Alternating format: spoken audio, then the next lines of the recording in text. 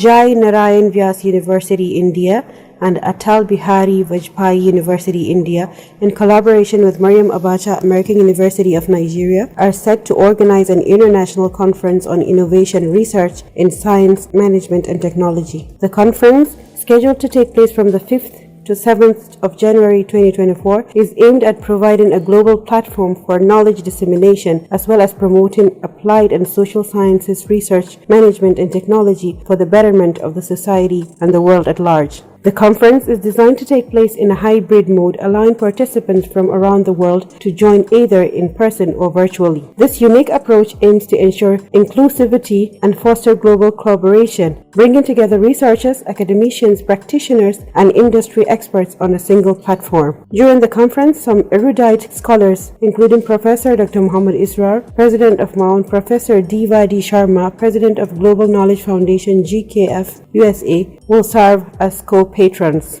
Other institutions to participate in the conference include the American Institute of Management and Technology USA and the University of Maryland Eastern Shore USA.